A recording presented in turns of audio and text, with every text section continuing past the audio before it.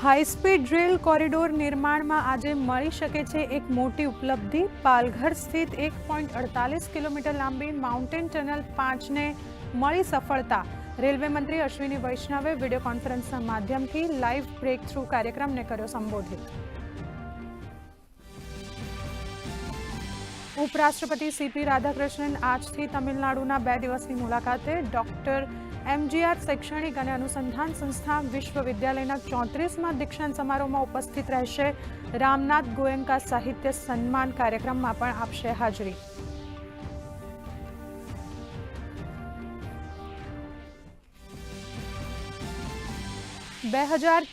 ના Bangalore jail રેડિકલાઇઝેશન case મામલે NIAની કાર્યવાહી। લશ્કરે તૈયબા સાથે જોડાયેલા વધુ 3 આરોપીઓ સામે ચાર્જશીટ કરી દાખલ। હથિયાર અને ડિજિટલ કરન્સી મેળવીને દેશની વિરોધમાં ષડયંત્ર રચવાનો છે આરોપ।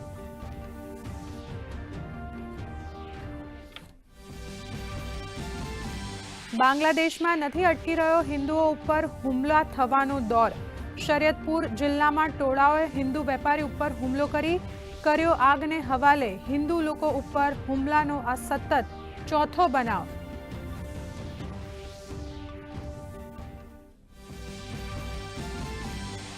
રવિ સિઝનમાં ગુજરાતના ખેડૂતોએ ઘઉં, ચણા અને મકાઈ જેવા પાકોનું કર્યું વિક્રમી વાવેતર। સામાન્ય વાવેતરની સરખામણીમાં અત્યાર સુધીમાં 96% એટલે કે 44.74 લાખ હેક્ટરમાં વાવેતર સંપન્ન। ચાલુ સિઝનમાં ચણાના વાવેતરમાં 13% અને બટાકાના વાવેતરમાં 18% વૃદ્ધિ। ગુજરાતમાં વેસ્ટર્ન ડિસ્ટર્બન્સની અસર બાદ ફરીથી ઠંડીનો રાઉન્ડ। આજે 10.8 ડિગ્રી સાથે નલિયામાં પડી સૌથી વધુ ઠંડી, તો દક્ષિણ ગુજરાતના ઠંડીના પ્રમાણમાં થયો સામાન્ય ઘટાડો।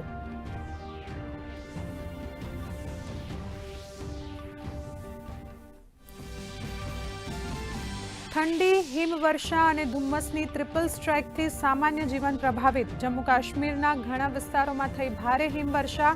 દિલ્હી અને ઉત્તર ભારતમાં ગાઢ ધુમ્મસના કારણે હવાઈ પરિવહન પ્રભાવિત।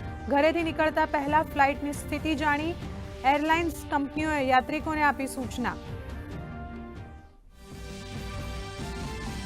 કારોબારી સપ્તાહના અંતિમ દિવસે શેર માર્કેટમાં તેજીનો માહોલ। સેન્સેક્સ 462 પોઈન્ટ અને નિફ્ટીમાં 149 પોઈન્ટનો ઉછાળો, તો ચાંદીના ભાવમાં 8,650 રૂપિયાનો નોંધપાત્ર વધારો। સોનું પણ 900 રૂપિયા થયું મોંઘું।